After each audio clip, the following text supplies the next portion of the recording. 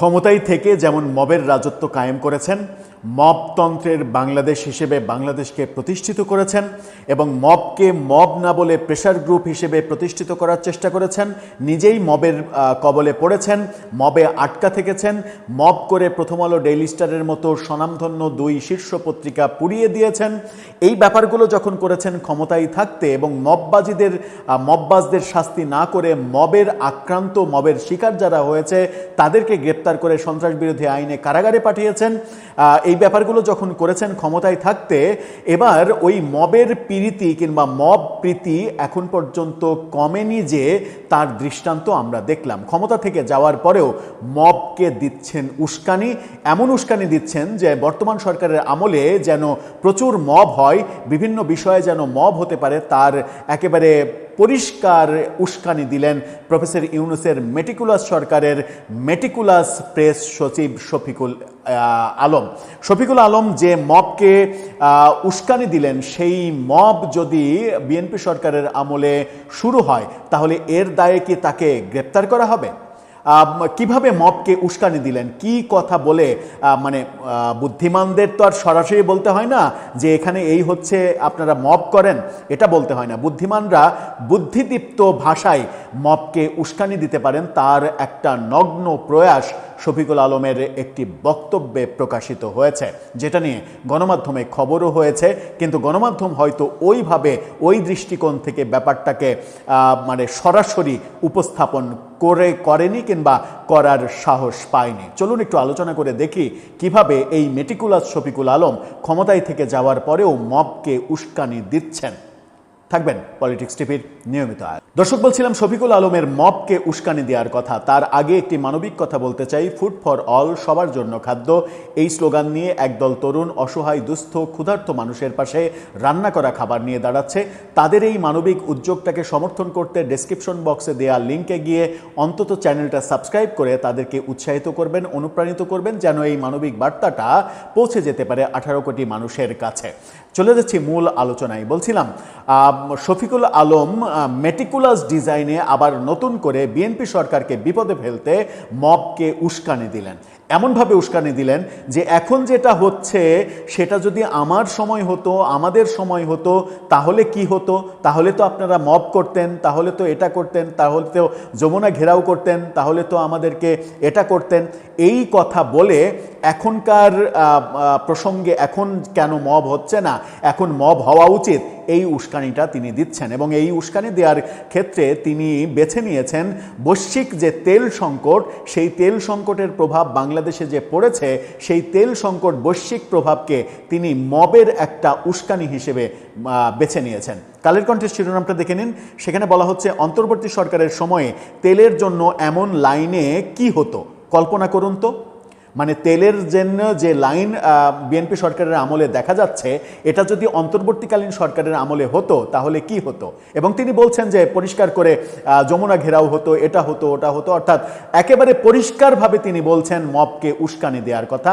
এবং তিনি বলছেন যে আমরা থাকলে মব হতো, তাহলে এখন মব হচ্ছে না কেন, এখন মব করো তোমরা। এভাবে তিনি মানে অব্যক্ত কথায় তিনি বুঝিয়ে দিচ্ছেন। কি বুঝিয়ে দিচ্ছেন? জ্বালানি সংকটে এখন বিভিন্ন পেট্রোল পাম্পে যে দীর্ঘ গাড়ির লাইন, এই ঘটনা সাবেক অন্তর্বর্তী সরকারের সময়ে ঘটলে কি হতো তা কল্পনা করতে বললেন সাবেক প্রেস সচিব। নানা দাবি নিয়ে প্রায়ই অন্তর্বর্তী সরকারের সময় প্রধান উপদেষ্টার বাসভবন যমুনার সামনে বিক্ষোভ দেখা যেত। ওই সরকার এখনও থাকলে হয়তো একই ঘটনা ঘটতো বলে মনে করেন প্রেস সচিব। বিক্ষোভ যমুনার সামনে, এই বিক্ষোভগুলোকে আমন্ত্রণ জানিয়েছিল কারা? যমুনার সামনে বিক্ষোভের নামে নাটক সাজানোর মেটিকুলাস ডিজাইন কারা করেছিল? এবং সেই ডিজাইনে ওয়াসা থেকে গাড়ি নিয়ে এসে শীতল বৃষ্টি কারা দিয়েছিল? যমুনার সামনে বিক্ষোভ করার জন্য সারা রাত কাদেরকে মানে সুযোগ দেওয়া হয়েছিল সারা রাত যমুনার সামনে বসে থাকার জন্য, মিছিল করার জন্য? এই তো কদিন আগের ঘটনা, সরকার থেকে যাওয়ার কদিন আগের ঘটনা। অথচ মানে এগুলো নিজের পক্ষের লোকজনকে ডেকে নিয়ে নিজের স্বার্থ উদ্ধারের জন্য এই মবের নাটকগুলো সাজিয়েছিলেন। অথচ জগন্নাথ বিশ্ববিদ্যালয়ের ছাত্রছাত্রীদের, শিক্ষকদের যে ন্যায্য দাবি, সেই ন্যায্য দাবি নিয়ে কাকরাইল মোড়ে আসার পরেই তাদেরকে পুলিশ লাঠিচার্জ করে বেদম যে পেটানোর ঘটনা, শাহবাগে যমুনার সামনে না গিয়ে শাহবাগে বুয়েট কিংবা ইঞ্জিনিয়ারিংয়ের ছাত্রদের যে দাবি, সেই দাবিকে কিভাবে পেটানো এবং কিভাবে রক্তাক্ত করার ঘটনা ঘটিয়েছে সেই মেটিকুলাস বাটপার সরকার, সেগুলো কি আমরা দেখিনি? সেগুলো কি আমরা জানি না? সেই ঘটনা ঘটিয়েছেন যমুনার সামনে, যে ঘটনাগুলো ঘটিয়েছেন সেগুলো তো সবই আপনাদের সাজানো নাটক। অন্য কেউ তো যায়নি, অন্য কাউকে তো যেতেই দেননি। আপনাদের নিজেদের পালা পোষা যে বাহিনী, সেই বাহিনীকেই আপনি যমুনার সামনে আমন্ত্রণ জানিয়ে নাটক সাজিয়েছেন, শীতল বৃষ্টি দিয়েছেন। আর এখন বিএনপির সরকারে বৈশ্বিক মানে যে সমস্যা, বৈশ্বিক সমস্যার কারণে তেল সংকট, সেই সংকটের সময় আপনি উস্কানি দিচ্ছেন যে অন্তর্বর্তী সরকারের সময় হলে যমুনা ঘেরাও হতো, এটা হতো, ওটা হতো। তার মানে আপনি স্পষ্ট বলতে চাচ্ছেন যে বিএনপি সরকারের আমলে যেন পেট্রোল পাম্পে পাম্পে মব হয়, বিএনপি সরকারের আমলে যেন তারেক রহমান প্রধানমন্ত্রী যে বাসায় থাকেন সেই বাসা ঘেরাও হয়, এটা বলতে চাচ্ছেন, এটা বোঝাতে চাইছেন। দেশে অস্থিরতা তৈরি করতে চাইছেন। দেশের 12টা 18 মাসে বাজানোর পরেও আপনার এখনো মানে খায়েশ মেটেনি, শান্তি এখনো হয়নি।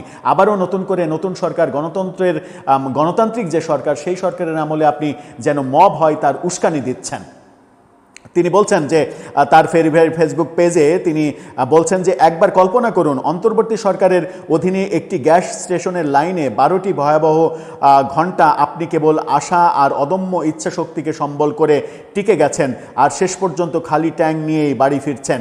এই কষ্টের মাত্রাটা কি আপনি কল্পনাও করতে পারেন? অন্তর্বর্তী সরকারের সময় এমন ঘটনায় কি হতো? সেই প্রসঙ্গ তুলে শফিকুল আলম লিখেছেন, ওই চল যমুনা যায় আজকে ইউনূস সরকারের, এভাবে তিনি বলছেন। অর্থাৎ তিনি স্পষ্ট করে শেষে আবার বলছেন যে অন্তর্বর্তী সরকারের আমলে হলে চল যমুনা ঘেরাও করতে চাই, ইউনূস সরকারের গোষ্ঠী উদ্ধার করতে যায়। এটা বলে তিনি উস্কানি দিচ্ছেন যে কেন তোমরা আমার পক্ষের যে সাঙ্গপাঙ্গ, তোমরা কেন চুপ আছো? যে মব বাহিনী, যে তৌহিদি জনতা বাহিনী, যে সমন্বয়ক বাহিনী, যে মানে যারা জুলাই যুদ্ধ না করেও জুলাই যোদ্ধা হয়েছে, এই বাহিনী যারা মব করেছে 18 মাস ব্যাপী, তাদেরকে উস্কানি দিচ্ছেন যে তোমরা তারেক রহমান সরকারের বিরুদ্ধে এই অজুহাতে মব করো, তাদেরকে আক্রমণ করো, এই উস্কানি দিচ্ছেন। আমার মনে হয় যে এই ফেসবুক পোস্টের কারণে, এই উস্কানির জন্য তাকে গ্রেপ্তার করে তাকে জবাবদিহির আওতায় আনা উচিত। এবং এরা দেশে যে বিশৃঙ্খলতা তৈরি করার চেষ্টা করবে, কারণ বিশৃঙ্খল পরিবেশ না দেখলে এদের শান্তি হয় না, এদের শান্তিই হচ্ছে বিশৃঙ্খলতা। এরা সারা দেশে শত শত মাজার পুড়িয়ে, বাউলকে পিটিয়ে, বাড়িঘর দখল করে জ্বালিয়ে দিয়ে, সরকারি বুলডোজার দিয়ে বিভিন্ন স্থাপনা ভেঙে দিয়েও শান্তি হয়নি। এখনও চাই বাংলাদেশ ওইভাবে যাক, বাংলাদেশ পাকিস্তান হয়ে যাক, বাংলাদেশ আফগানিস্তান হয়ে যাক, বাংলাদেশ একটা যুদ্ধ বিধ্বস্ত সিরিয়া হয়ে যাক, যেন তারা ওই পশ্চিমা দালাল হয়ে দূর থেকে এটা দেখতে পারে এবং পশ্চিমাদের বেতনভোগী কর্মচারী হিসেবে কাজ করে যেতে পারে। দর্শক, আপনার কাছে কি মনে হয়? এই উস্কানির জন্য কি তাকে গ্রেপ্তার করা উচিত নয়? আপনার মতামত জানিয়ে লিখতে পারেন আমাদের কমেন্ট বক্সে।